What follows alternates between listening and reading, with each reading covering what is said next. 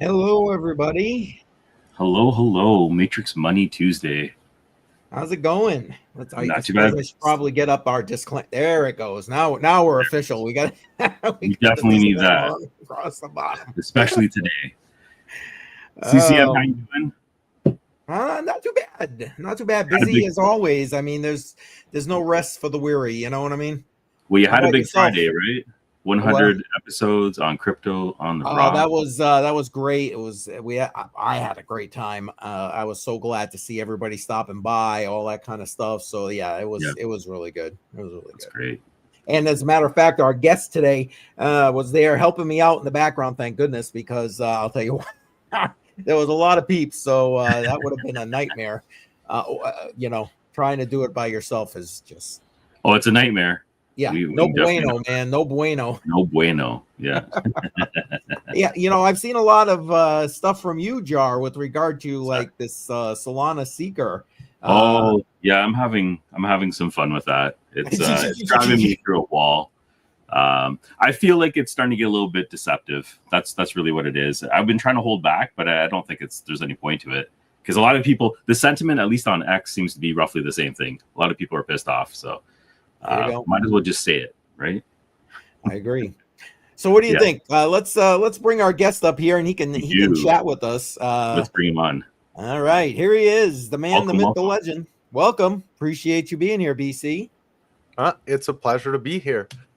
Uh, I was quite happy that you had asked for me to come on because normally I'm in the chats, I'm like Yes. driving home Yes, from that's work, true. trying to like chat in there. But as always, it's a pleasure to join you on a show. And it's a little bit nice to talk about things on a more technical level than a drunk level, like we do on Friday. What are you saying, BC? What's the problem?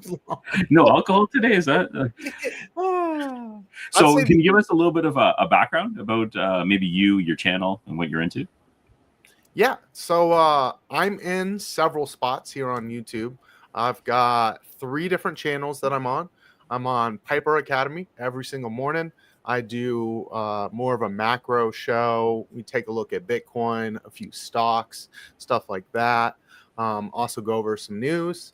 I've got a weekly show that I do on my channel called Wall Street Weekly, mainly just focusing on the TradFi side because in the past year, traditional markets have been doing it way better than your altcoin market normally Yeah. does during a crypto cycle. Right. So I transitioned very quickly back into my stocks and have just been making money in the meantime over there. And Good then stuff. I've got a weekend show that I do as well every Saturday at 2 p.m. Me and LBC have a show called Counter This, where we talk about the more social issues that kind of we see in society. We might handle a few things that are like a little bit politically based, but mostly on the side of what can we as the citizens in our country do to kind of fix some of the issues that we see. So Mm-hmm. That conversation sounds endless. There's always and I believe we have all the links for your channel in the description for anyone that's interested in checking that out. Yes. Good stuff. Well, welcome. We're really happy to have you on. We have a few things to discuss today. Oh yeah, might have to put a little bit of a tinfoil hat on at the end. I don't mind. I don't mind it at all. I was gonna actually make one for today, but maybe the next time. I thought about it too. Since the thumbnail has me with a tinfoil hat on, and I just never got around to it. Hey, listen, I appreciate the fact that you made that special for us. I'm just saying. And it was CryptoJar's tinfoil hat theories that spawned this entire episode. So. I'm always looking in between the lines for a lot of things. So yeah, you'll catch me there quite often. I mean, sometimes you really have to. It's like you hear the news say one thing over here and one thing over here, and you can almost quite draw a line from this point to this point by like looking at what else is happening behind the scenes. Yeah, like one thing I think that's missing, at least often I'm noticing it missing more and more is critical thinking, and people questioning whatever they're reading. It doesn't matter what they're reading, but just questioning it, because everything's so headline driven, and they're just spitting out the exact same thing. Everyone is repeating the exact same lines, and they're all on the same page, but there's no critical thinking or looking at it from a different perspective. So it leads into the conspiracy theory conversation often. At least people will label it that way. But really, I just want to see the other side and see where it actually comes from. So that's where my curiosity comes from. Yeah. Well, it's a good thing to think critically, heaven forbid. You know what I mean? Heaven forbid, exactly. Heaven forbid.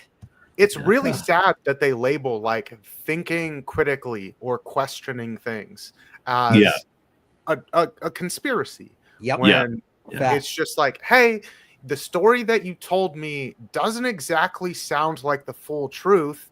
And if you had just told me the full truth, I wouldn't be asking these questions right now. Yeah. It's very dismissive. That's the way I see it. So, and it's not helpful.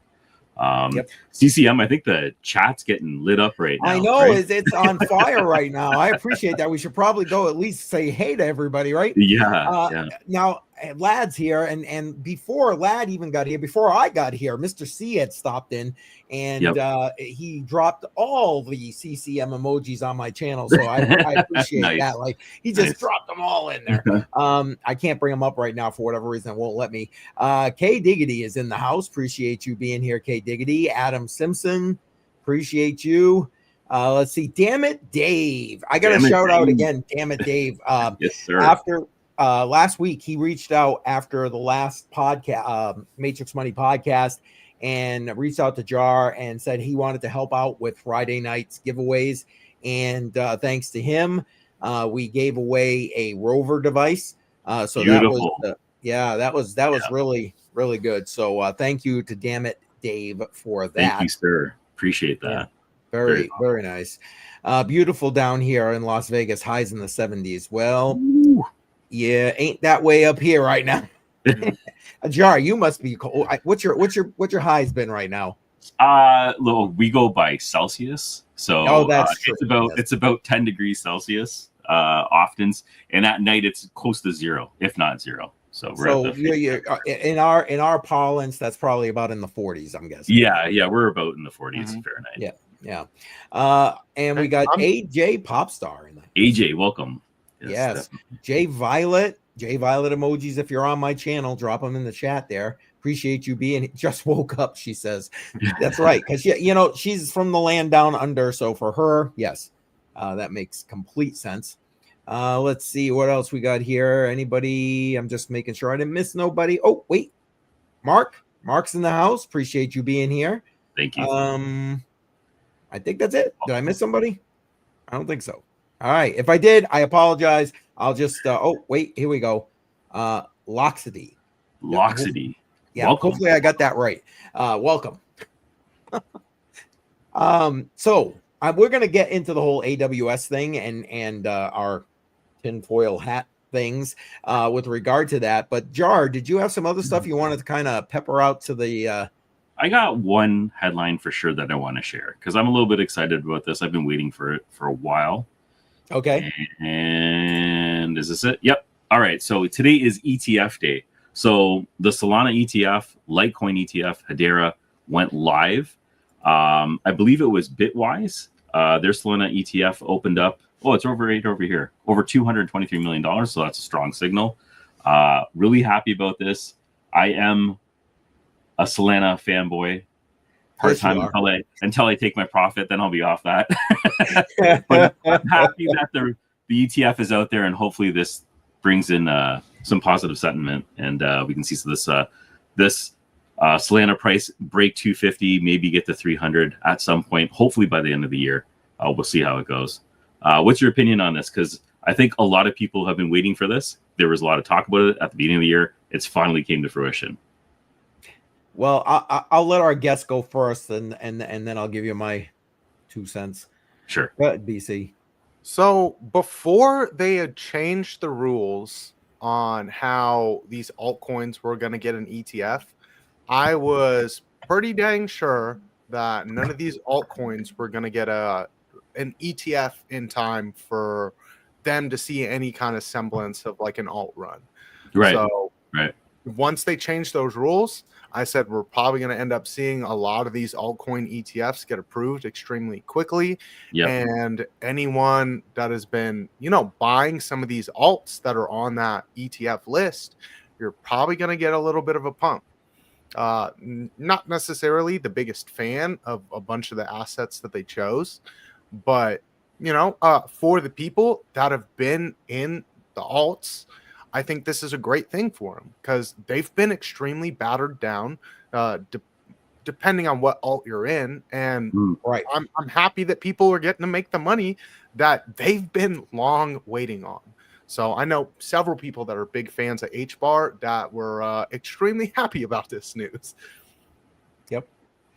Yeah. So the submission to approval process, I believe it's shortened down to, I think it's 45 days now. It used to be something like 6 months or whatever it was. So that's quite a significant time period to drop it down. So that's a positive thing, especially if you're trying to gain on some sort of momentum in the market. Oh, yeah. Well, and it used to be a very long, arduous process for this. Right. And so like the Solana ETF, its first ability to go live was supposed to be August this past year.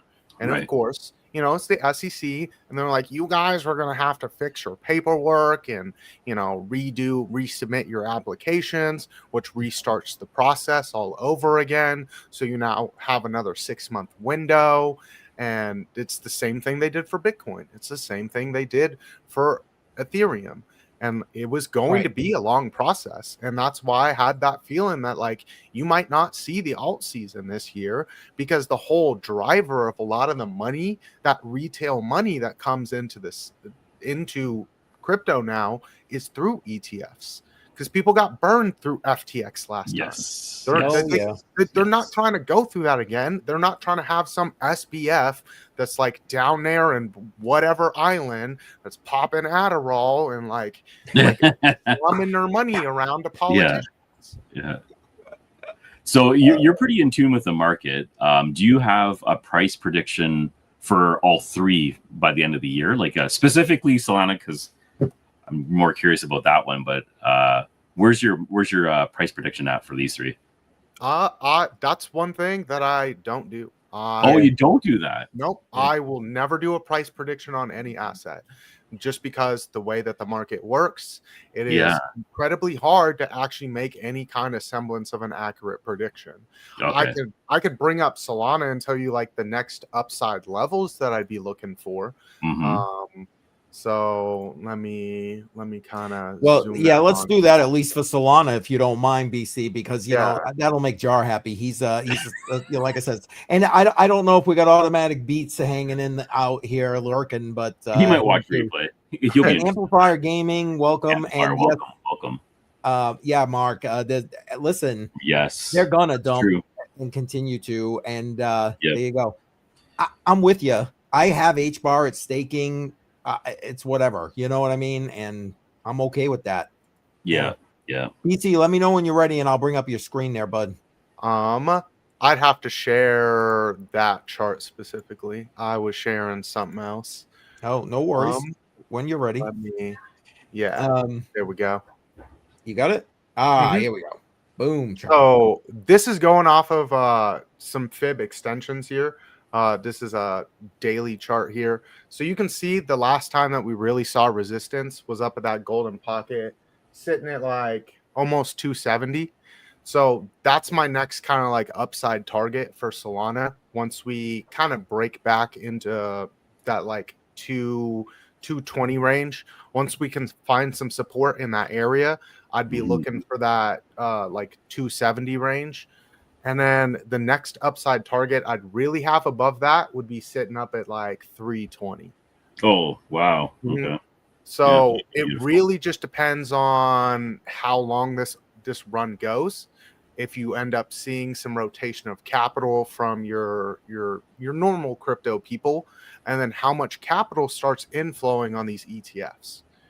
So you have that ability once you start finding support back at that 320 range to very, very quickly climb back up to that 270 range. Okay. So All right.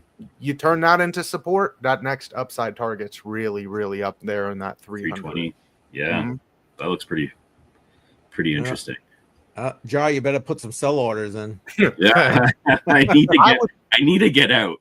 I would Before the market. So yeah, I would Oh, front God. out a little bit. Yeah. Maybe shoot like the 300s instead. I was kind of see? hoping it at least. Here he makes is. sense. Automatic beats. Thank you, sir. I knew you'd be here. Oh man, that's funny. I have that thing I always say, you know, sold to zero, but like I made my money off Solana, so like I like to. I just don't like centralization in crypto, which is I the only understand that. reason that And I it's a really good hop on reason. some projects. Yeah, no, I totally agree with it. It's a really good reason. My reasons are very selfish. I need to just get my money out and hopefully not lose it. And that's what I'm looking forward to. Oh, no, I totally understand it. But like I said, I sold off all of my alts back in like March of 24, and then I never looked back at them. Okay. All right. Mm-hmm. Well, you use them for what they're meant to be used for, right? Make the money, rotate the capital. Yeah. Oh, yeah. Jar, was there anything else you want to go over before we start going down this AWS rabbit hole? No. But I think we can go right into that. And okay. That's all I had. So go ahead. Well, honestly, I think everybody that's probably sitting here in the chat kind of knows what happened. Last Monday, we had an AWS outage, which, okay, fine. That happens from time to time, right? But it to me, beyond the fact that it was just a pain in the keister, because whether you were trying to live stream, go on YouTube, whatever the case may be, you were being constantly interrupted and or blocked from being able to do all that kind of stuff. And it was literally like one node in Virginia, I believe it was. I have to go back. My notes are not in front of me at the moment, of course, because that would make sense. But anyway, to me, the biggest piece, because we talk a lot about crypto here, was the fact that many of the blockchains, L2s especially, and wallets, dApps, were down because of the AWS server.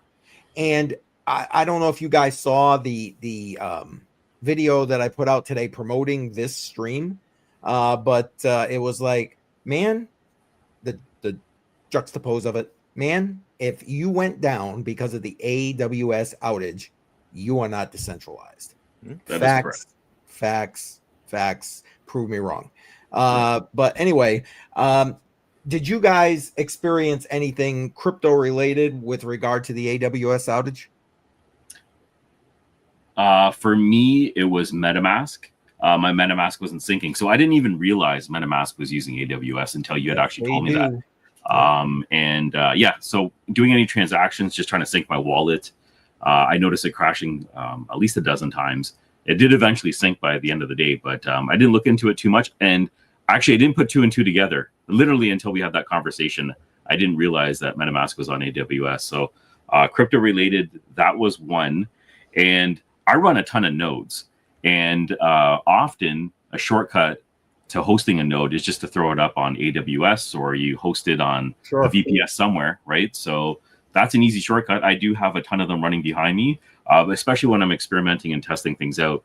I'll use a hosting service like that. So those nodes went down. And so that's where I saw my issues. What about you? Were you affected directly? Sorry. No. Yeah, no, I was going to BC. Yes. Yeah. No. So very rarely do I end up like doing a whole lot crypto because I just buy Bitcoin. So I did get told that Coinbase had been affected by it. So I have my just auto buys that go in. So I was not personally affected except for like Snapchat, which is non-crypto related, but yeah. Robinhood was also down. Most of like the UK's banks were down too. So it's like it was affecting. Oh yeah, I mean, Yeah. was it American Airlines and somebody else like flights just that was that, you know? Well, it's like nobody talks about it, but AWS handles 40% of the internet. Yes. Yeah, it's crazy. It's crazy how it was a side project too, and it ballooned into what it is, right? Like it's insane how dominant it is. Yeah, and obviously Amazon went down because my wife was complaining about it. I thought there was something my wrong. wife couldn't shop. I'm like, oh, so that's how I started off my morning actually. So like I have my like my Echo, and it's my alarm clock, and then it has its little routine that it does when I like dismiss my alarm. It turns on my lights, and then it like tells me the price of Bitcoin and the price of Ethereum, and it'll read me a few news articles. So like an extra nerdy start to my day. My alarm wouldn't dismiss at all. Like it just kept going and going and going. Oh, that's not good. Yeah, I had to unplug it. I had to unplug it. Wow, nice. Internet of Things being disconnected. You think about that. Yeah. Annoying things. Sometimes, yeah. Yeah. Trade Intuition in the house. Appreciate you being here.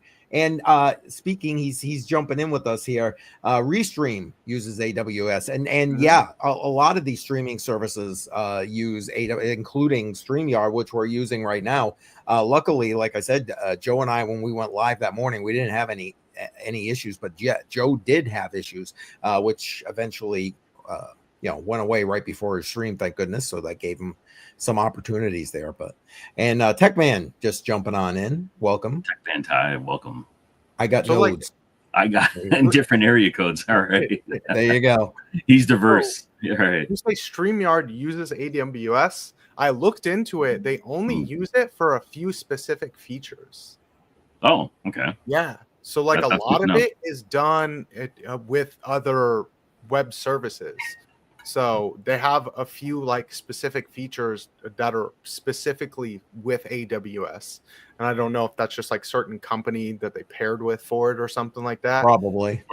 Yeah. It's also like it's a really big wake up call for the industry in general that's completely reliant just on AWS to diversify the back end, right? Either have your own setup or at least have multiples and then clone it, and you can automatically switch over, fail over to another service if it goes down. I don't know. It's poor planning if you're really reliant on one cloud service. So it's definitely a wake up call. That one little half day of AWS not working cost a loss worldwide of almost $600 million. Wow. Companies unable to operate, the orders can't go through. All sorts of things. Money can't be moved around because banks were down during that whole UK session. So yeah, almost a $600 million lost day just because of internet services. And I did like a whole X post about it that day because I was following it quite heavily. And I really talked about the fact of how this was one of the bigger eye openers that we've had in our more modern times of why redundancy is so important. Oh, absolutely. Oh, that's a fact. Actually, for any network planning, redundancy is usually at the top of the list. Anytime you're mapping out a network, you want to have failover services, whether it's a network or a cloud service or whatever you're using. You usually don't have just one route that you're going to be covering everything. So that's why I was kind of disappointed in a lot of cases with all these services going down at once, that there was no disaster relief to sort of disaster plan process. It just was not implemented anywhere. So sad. Yeah, and it was all because of like domain name issues. That's all it was a small domain name servicing was the whole issue why no one could log in. You couldn't operate any of your things. You couldn't send it like money around because you couldn't actually access the actual domain itself. The domain is there, but you're not able to do anything with the domain. So my whole takeaway at the end of my X post was if you run online services have a multi-region or multi-provider fallback plan. Don't rely exclusively on one region, which that was that big issue. That multi-region is key. Yeah. That East Coast is a heavy payload. Yeah, it's a hub, man. Yeah. Yep. And it handles not only here in the US, but also outside of the US. Right. And you got to monitor your actual experiences. You can't just like take them at their face value where it's like, yep, AWS is up. Because like they said that everything was fixed on AWS when their outages reporting was just starting to like hit its secondary high peak. That's funny. I was live on Piper's and you said that in the chat. That was that was very telling. And Andy's in the house, and yes, it is a good debate, centralization versus decentralization. And again, to me, whatever, I get some, siloed businesses need the centralization. They need to be, reliant in that regard. But, I'm sorry, we shouldn't have any reliance, in my opinion, on that in this space, crypto space, my opinion. Well, like at the end of the day, it's like, what if AWS or like, whoever's in charge of that little segment has a disagreement with a certain business. And they were like, you know what? Today, you get the middle finger and you don't get to operate. What are you going to do? Yep. Like, and this was like, I've heard a lot where it's like, if this was the test run. So how are people going to act if they can't use the internet? What are you going to do if you can't bank? What are you going to do? You're just going to shut your company down and send your people home? And like people were literally calling this like an end of the world type event. Yeah. And like, honestly, it kind of is. We're so very, very reliant on connectivity to an extreme. Now, when you say test event, BC Corp, what are you indicating over here? Is it break out the aluminum? Yeah. So it's like there's several ways to kind of control things. And when you notice that your lack of control in certain areas, maybe media, is kind of faltering off, one direct key route of controlling things is people's access. And we saw that when they debanked people. Yes. Well, it's like you want to screw someone's life up, disconnect them from the rest of the world. Right. Yep. And we kind of saw what happens when you disconnect people from a majority of what they need to operate. So it'd be very easy for them to be like, yeah, it was a DNS error, when actually it's like, we just kind of wanted to see what would happen, how effective this bug is, a little bit of software that we throw here, so that we know that it'll work if we ever need to roll something out. Right. Yeah, that is one of the conspiracy theories that is abounding out there. Yep.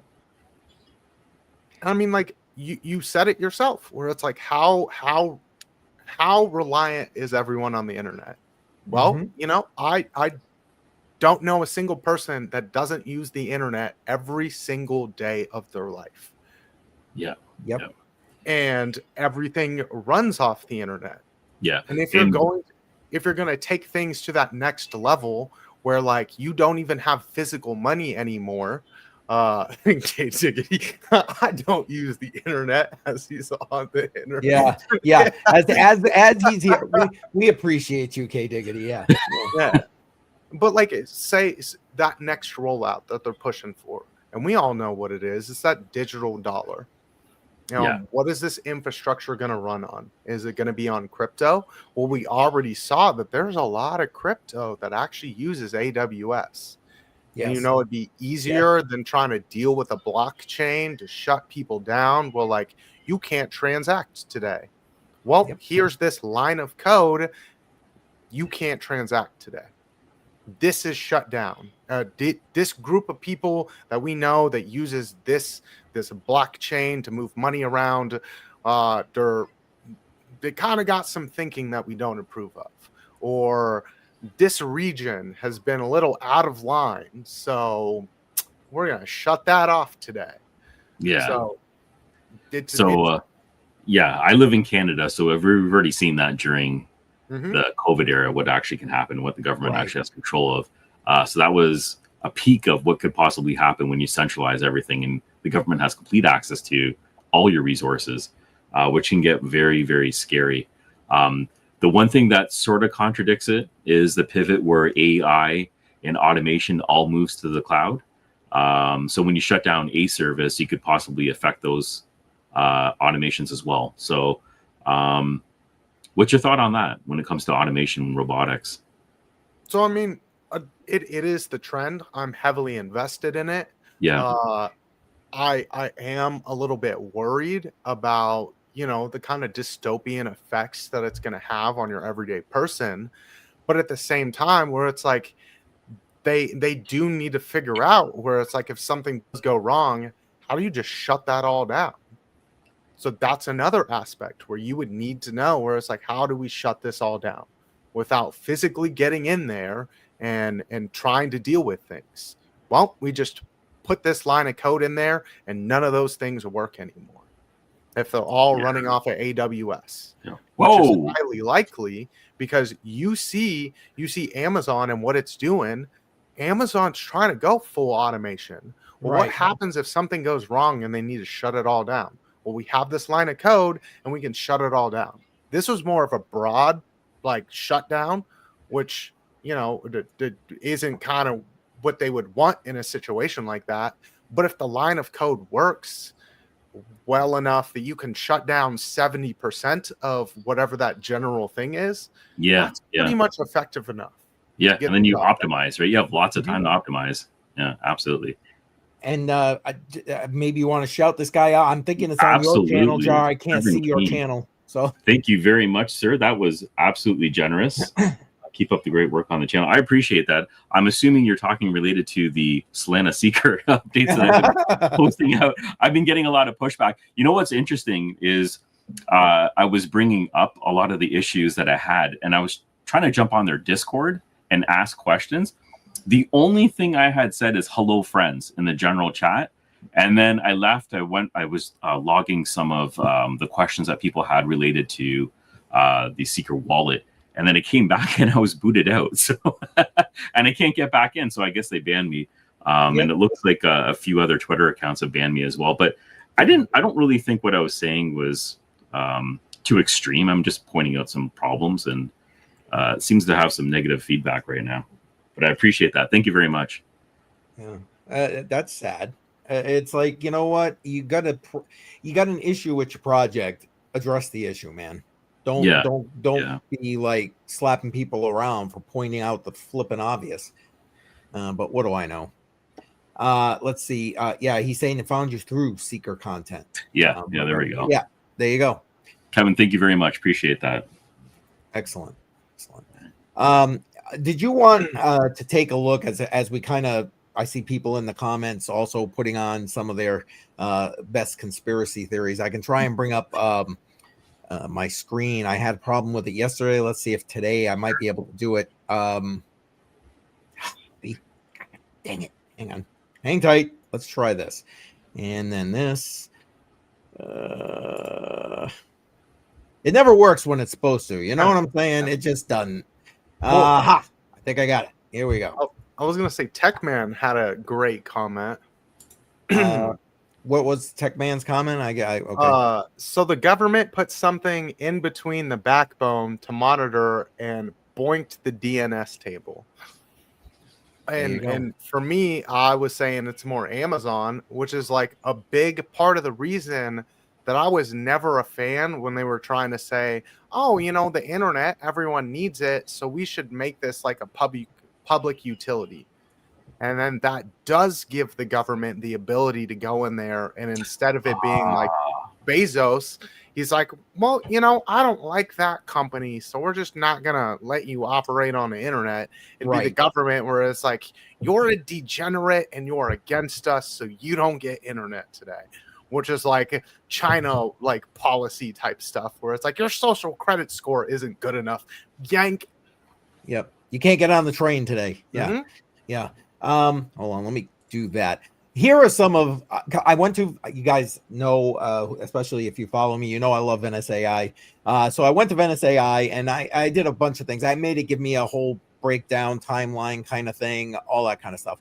And then I asked it, okay, give me the top conspiracy theories Yes. that are, All right. yeah, you know, with regard to the AWS outage. So here are the ones that it came up with, and we can zip through them real quick. Brain drain and AI replacement, which is basically what we were just saying right there with putting that in. This theory proposes that a sudden reliance on AI critical operations may have contributed to the outage. Speculation that is that Amazon forced return to office policy post-pandemic, blah blah blah blah blah. They basically did it. They did it. The next thing is the international disruption for competitive advantage. Some users have hypothesized that the outage was internationally caused by AWS to disrupt competitors who rely heavily on their services. This theory suggests that by taking down a significant portion of the internet, AWS would gain an advantage by offering more robust service post-outage. A security breach or hack. I haven't heard too much about this one personally. Yeah. But I mean, that kind of makes sense. I don't need to really read that. Internal sabotage. This kind of almost plays into that first one a little bit right there. Yeah. You know, and is that possible? Sure. Honestly, I think that might have more plausibility than the previous one, which is a security breach or hack, my opinion. Let's see. Single point of failure exploitation. And causing cascade effects, blah, blah, blah. I don't know how I feel about that one. Natural or man-made? No, come on. Natural disaster or man-made, that one doesn't really fit into it doesn't even, right. So I'm guessing, you know. Well, they said cyber attack on I did see that. So, okay. But, I mean, I don't think so. But you would, on something like that, you would need like physical entry because of like their security feature. You would need like a direct plug-in to their facility to end up doing something like that because of the kind of security that they have. Yeah, because you keep hearing about China having an in with the U.S. power grid, right, and a possible attack in that method. But yeah, I'm wondering how they'd pull that off, and why would it just be AWS? Right. Yeah. Right. Although AWS, obviously critical infrastructure right there. Right. Economic manipulation. This theory proposes that by disrupting significant portions of the internet, AWS could influence markets, stock prices, geopolitical events, et cetera, and without reading through that whole thing, that's pretty much the juxtapose of the top ones it gave me. What do you guys think? Any of those really possible or plausible to what actually happened? For me, we kind of touched on the ones I was thinking of. BC, what about you? Did we see anything new? Or no, but I think some of those could easily be all tied in together to be one thing. Yeah, it's like economic manipulation, very, very plausible as a single entity that's trying to do its own test where it's like, what kind of effect can we have? And also cause that more where it's like, well, here's the solution to the problem that we just showed you, which is actually going to have that system built into it instead of it being like, oh, well, you know, here's this old antiquated system. Well, now the code's just built into it. So if we want to click you off and kind of like disrupt it all, it's very, very easy without having to disrupt everyone else. Yeah, that's true. Very true. Because it's all about power. Like the money's just like a side benefit. What kind of power do we have? And like that's kind of what you're looking at. You don't branch into all these other things simply for the money when you're at a certain level of like a wealth. It's like, well, I was already one of the wealthiest people in the world. Am I trying to be wealthier? No, he wants more power. So let's operate the internet. Let's have full automation. Like, he's getting into nuclear. He's like literally building nuclear power plants so that he can be segmented away from all the other like power demands.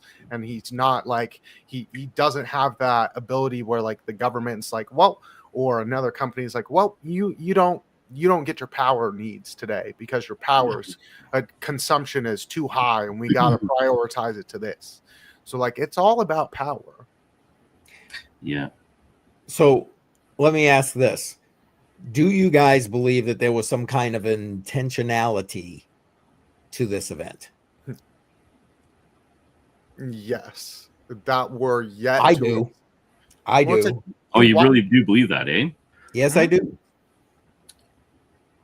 Well, it's like And there you go. Don't often watch massive things like this happen without there being some sort of intentionality behind it.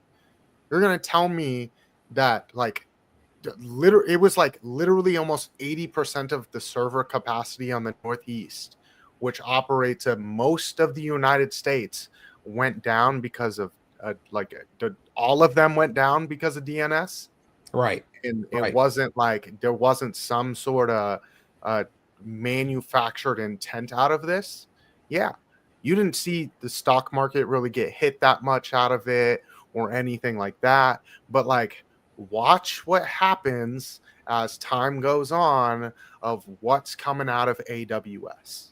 Yep. Exactly. And like Kevin said, basically follow the money, man. Follow the money. So like you were saying earlier, man, the tried process, always follow the money. You find out who benefited. Yeah. I like trade intuition right here. Conspiracy theory equals Trump wanted to buy stock in AWS. And I'd have believed it if AWS, if Amazon stock had actually, faltered any. They took like zero hit off of it. Really? Yeah, there was very little. Yeah. Oh, surprisingly little. Yeah. I need to look that up because I'm actually shocked that they barely. And Kevin saying, but these big tech companies have teams working nonstop, attack, hack, crash. Yeah, exactly. No.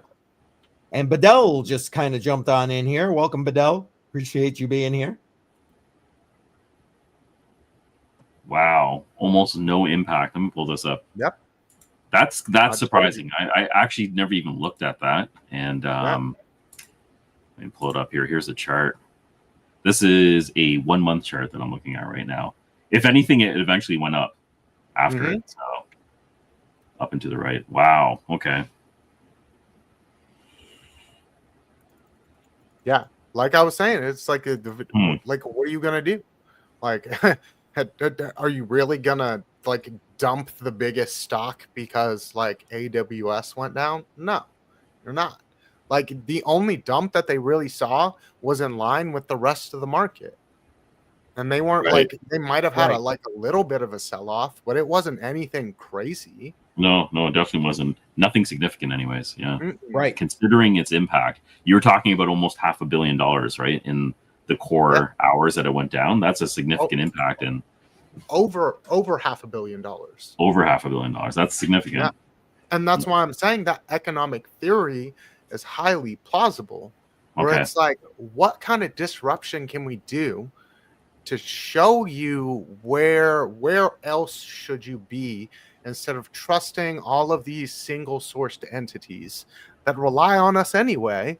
Yeah. You can just rely on us. Come here. Bezos will take care of your needs. Oh man. It's like Amazon was affected, but it wasn't affected like everything else was. No, like not overall. Their IoTs were, but like I was still able to turn on my lights and all of that, so that wasn't affected. But like I was still able to go on the Amazon website and things like that. So like, what it just kind of shows you like what actually got hit and what didn't get hit.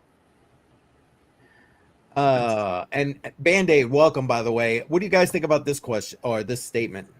Just incompetence. That's what I was wondering as well. But the impact and the amount of resources that it hit, I'm starting to question it. But we've seen these issues before, at least over here. We've seen this happen with the telecom industry, where a fiber line gets cut and half the country goes down. Like that happened last year, I believe.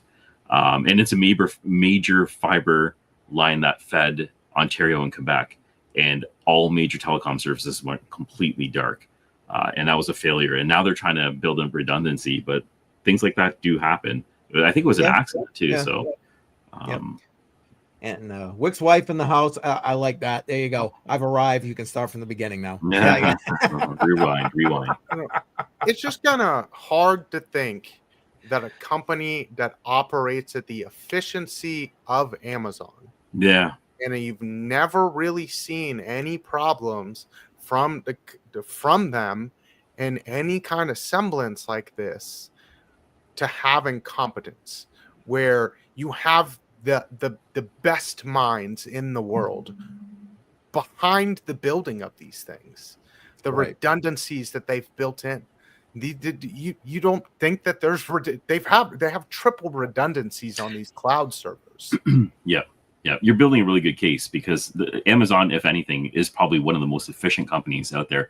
If anything, other companies are relying to learn from Amazon's efficiencies when it comes to warehouses and the way they're doing the deliveries and optimization of their websites.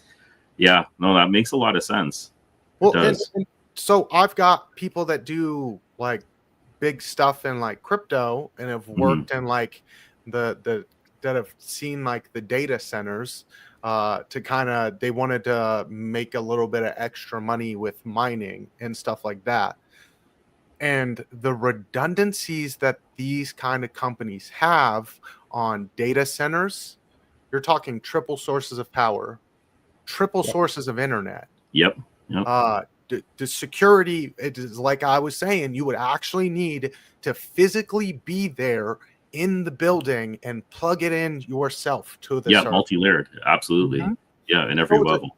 They're shelled from each other. That's why you can't like really attack one website and it affects another website. So like they have crazy security, crazy redundancies, and you're going to tell me that one thing is going to affect 70% of the internet, when I know how these things are built? They're shelled off from each other, and like the outputs are separate, your input separate. Like none of that adds up. Yeah, absolutely. And you know what? The way I'm looking at it right now might be the way a lot of people are somewhat looking at it, is this was a blip on the internet. It happened for a few hours. Everything's back to normal. We can continue with our lives, and they forget about it. I didn't even do any deep dive into it, and I don't know.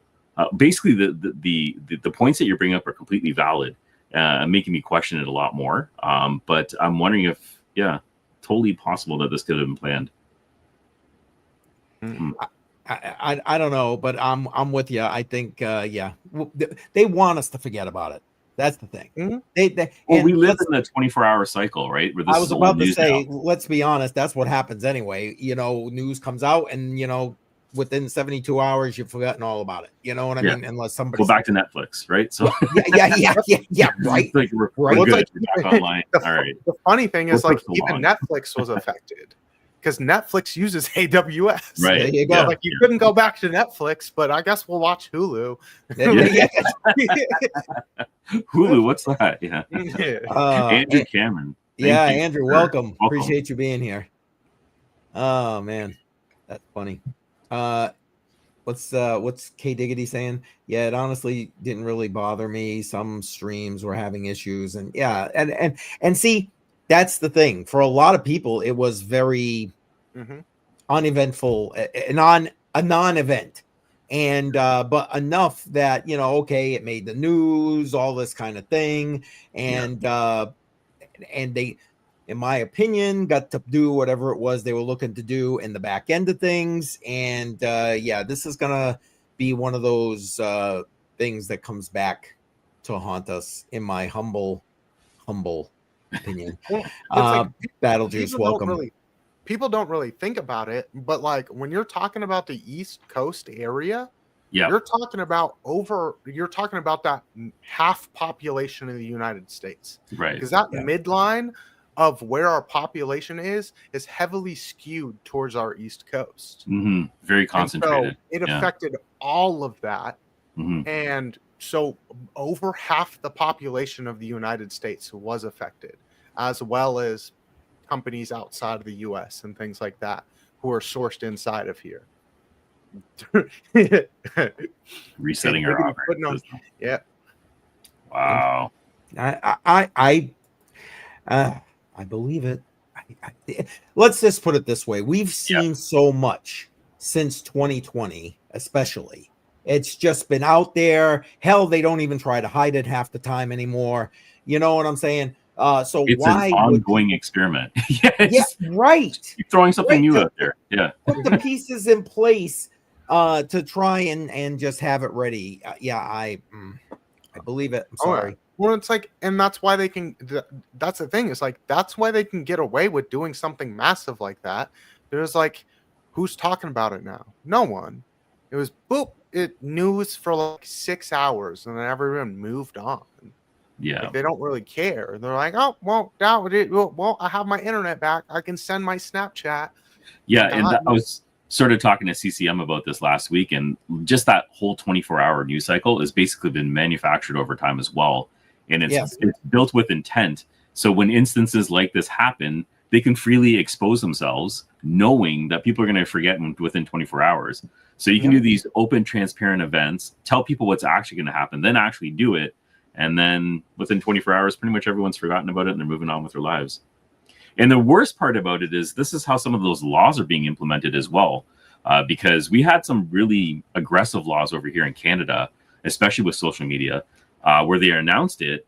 And there was pushback. There's a lot of people fighting with it. And you just let it fizzle off. And then you actually implement it quietly. And then it's not like they didn't tell you. It's there now. And now it just has to be enforced. And once it's enforced, it's too late because it's now a rule and police actions and everything else can be taken. Look at the EU. You know, look what's going on over there. Right? That's we're sort of mimicking. We're part of the Commonwealth, so we're sort of mimicking what Great Britain does, and their rules and implementations that happen over there can easily start happening over here. And lo and behold, like Mark Carney is echoing a lot of the exact same sentiment. So we'll see exactly how that happens. Well, let me ask this. Assuming that we are correct in our conspiracy theory that, something was done in the backside, something was otherwise done purposefully, how do we counter that is the question. Crypto. Well, I don't disagree. I agree.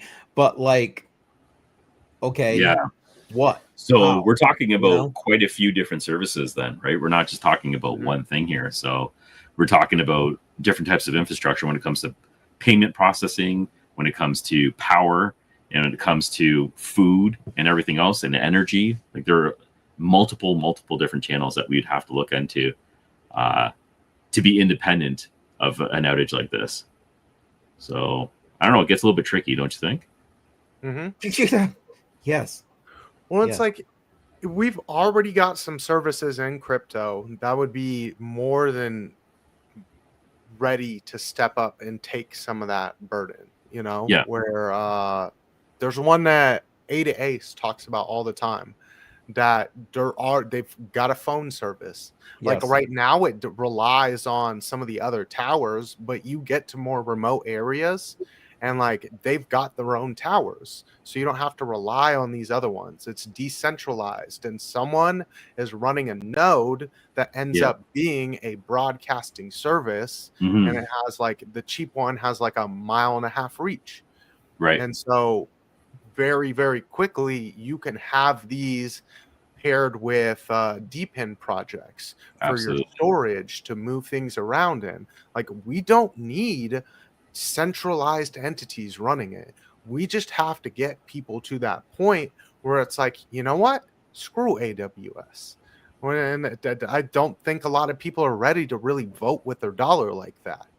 Where it's like, we depend on Google. Well, do you really need Google like that? Like they spy on you and they sell all your data. They have your social security number. What more do you want them to have? Yeah. When it comes to DeepIn, I'm a huge fan of DeepIn. I'm in tons of DeepIn projects.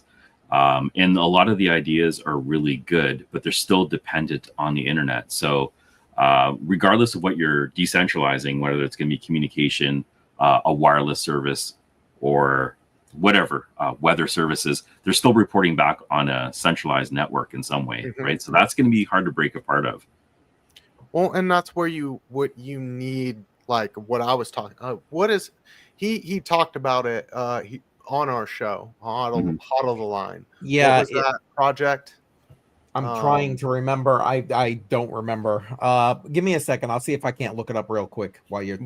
It would literally be able to have that where it's like, okay, instead of communicating on your like AWS type internet or Google and all of that, you're now communicating on a different one, but like you'd have to start moving everything over. Right. So it's like very, very, it would start slow where it's like the internet over here is very, very small. Yeah.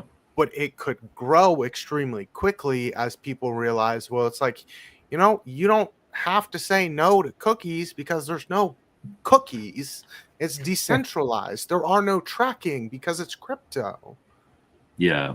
Like a mesh network or a mesh web would be interesting, because then you're not reliant on a fiber-based network. There was a few communications, right? There was a few communication services that have been popping up where they're using Bluetooth and other forms of radio frequencies to transmit. So transmission bandwidth would probably be the biggest factor, like that hurdle, and trying to find a channel that you could broadcast with enough bandwidth, I think would be the biggest problem there. But it's definitely possible. Implementing it and then getting it to get grassroots to catch on and to grow is a whole other thing as well. So you need a huge community to start driving something like that. Yeah. So it's called World Mobile. Out there, it was on the tip. World Thank Mobile? you. Yeah. Yes. So it's like it's that kind of. It'd be that kind of thing. They've literally got drones that fly at like the highest level of our atmosphere and would project the internet down from like satellites. Is this what we're talking? Is this it? Yep.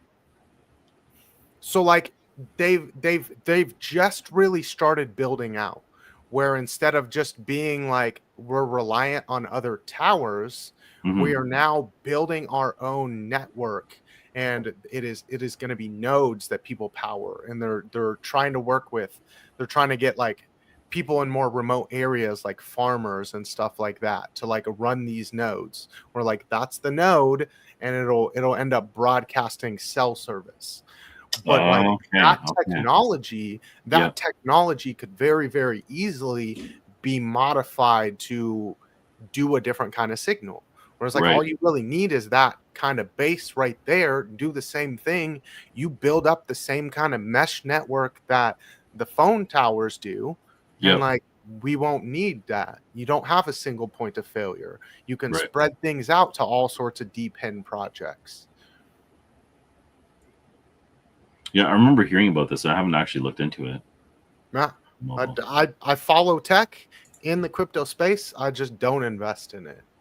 Got it. Well, and it was something that wasn't even available for like U.S. residents. I don't know about Canadian residents when it first came out. Anyway, you had to be what do they call it? Accredited investor to even be. But it is now running live. Yeah, and now you can Americans can get access to it. So. Yeah, so like that's their cheapest node there. Yeah, $60. That's not bad. Yeah, and it broadcasts a cell signal up to 1.5 miles. Is what this broadcasts a cell signal? Yeah. So and then they have the bigger ones where like that Titan there. I think it had like a 10-mile range or something. It's extremely powerful and things like that. So. Yeah, $100,000. Yeah. Wow. Okay, I'm gonna look into this. I didn't. It's been a while since I looked into World Mobile. Nice. All right. I just found the actual episode. I'm going to put the link that the episode that BC was referring to. That was Hot of the Line episode with Ada Ace, who kind of laid it all out. I'm putting it into the live chat now, so you guys all can go back and visit that if you want. Awesome. Wow. I was just taking a look at this. We did a list of your deep in projects. Yes. So I've been compiling a list and updating my website. I'm going to actually probably, a lot of them are offline. They're behind me right now. So I need to start bringing these back on. And one of the projects that I was heavily involved in was called Fried Networks. And that one went down pretty badly. But I'm going to be doing a live AMA tomorrow at 6 o'clock with the founder of the project, because they're trying to bring the project back. They have monetization figured out. They actually have that's going to be buying the data right now. So that's something that's very interesting. And I'll be jumping into deep in projects again and delivering some more content. So you can look forward to that. And that's actually something I'm working on right now. We might be BFF soon. There you go. Yeah. Nerds unite, you know? Nerds unite. There you go. Nerds of the world unite. Oh, man. Well, is there anything else you guys wanted to put out about this whole AWS thing before we start wrapping this up? We're over an hour already. Oh, wow. Okay. Yeah, I know. It's been a good conversation. I know. I've been thinking quite a bit because I didn't put too much thought into it. And like we started this conversation off about critical thinking, and that's really what it comes down to. It's about just taking the event and just looking at it through different lenses, which I'm now doing that with this because it's intriguing. And it does seem like there's a lot more behind it. Yep. Mm-hmm. Yep. Yeah, I mean, it took me a little bit because it's like I had to see a meme come out first. And then I was like, wait a second. Because I actually understand a lot of this technology and I know how these data centers are built. And like 2 + 2 = 4. And it's not what this number that they're giving me is. Right, right. So, yeah. Challenging it. Okay. Oh, yeah. Yeah. Yeah. And that's the scientific method, right? Isn't it? I mean, I don't know. Oh, yeah. Just don't tell me to follow the science. Yeah. That's, Right. Oh how about CCM? What do you got going on this week? I the rest of the week off. Break time. All right. Don't I wish? Okay, so let's see. Tomorrow, Joe and I, speaking of Joe, thank you for the kind words. Much appreciated. We'll be live 11 a.m. tomorrow Eastern time for a midweek check-in on the market. So that is awesome. Let's see. Thursday night, channel members only live stream. We're going to be talking about crypto inheritance. Get the link off of the community tab on YouTube and come on and join in. If you are watching this stream right now and will be watching that stream on Patreon, if you're a channel member, it'll pop right in. Same for Odyssey. And let's see, Friday night, Crypto on the Rocks, 7 p.m. Eastern time. You know the drill. And I've got a bunch of videos dropping in between there as well. Good stuff. What about you guys? BC, how about you?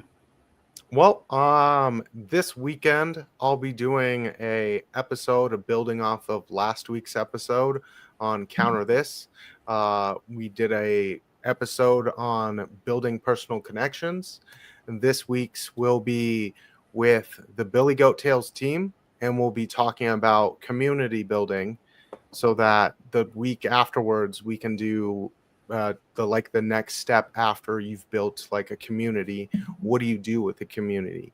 So how do you make change and things like that in the world around you? Other than that, I will be having my normal live streams every single morning on Piper Academy, Good Morning Crypto. I go live at 6:45 Eastern time, bright and early. Yeah, we get that pre-market going, and prime it. Oh yeah. Well, I trade London, and I'm over here in America. So okay. I'm waking up early. So. Wow. Okay. Oh yeah. Basically overnight, the way I see it. That's bright and early. And for me, I'm going to be talking about. I got my AMA tomorrow, which is going to be with Fry Networks. I laid off Fry Networks for a while, just because look at the chart; it was plummeting. They hold data in a whole bunch of different spectrums, but they weren't selling it, so it's not really worth anything. A lot of my miners went offline when I moved. I didn't bring them back online, and I'm slowly starting to bring miners on. That makes sense. So this is a lot of people that are frustrated with Fry Networks definitely come on and vent. Because he's here to answer the hard questions. And I'm going to be pushing him a bit too, because I really want to know what the plans are going forward. And with the version 2 of the Fry token, it was segmented so much, it didn't really make sense.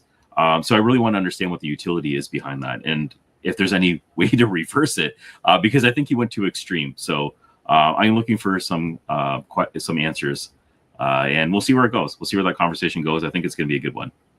Yeah, I'd forgotten all about that. That's awesome. And obviously you must have much more information coming on the Solana phone, the Seeker. I mean, everything. You got the man is like constantly grinding stuff out. Just take after you. Yeah. Just keep going at it, right? Just keep going at it. I try. I do want to add one other thing, and thank you, BC, because I know you weren't trying, but you did remind me. Tonight, 8 p.m. So in about Billy 50 minutes, not quite an hour. Billy Goat Tales gonna be. Whoops! I hit the wrong damn button. Billy Goat Tales X Space 8 p.m. Eastern time. I just put the link in all the chats. Please go ahead and show them a little bit of support. It usually lasts about 2 hours, and you can listen in there. And it's great because this plays in very much, in my opinion, or should play in very much to what BC's got going on Saturday on his Counter This channel. So again, I just put that link into the description. Please go ahead and check that out. And that's it. That's what I got, man. Matrix Money Tuesday. BC PortCorp, thank you very much for joining us. Yes. Great discussion. Really appreciate your time. I'm glad you invited me on. I hope to see you guys on another episode. We'll definitely have you on. I think we can give them an open invitation. I'm just guessing. The next outage. The next. I will be there. Oh my God. All right. Have a good night, everybody.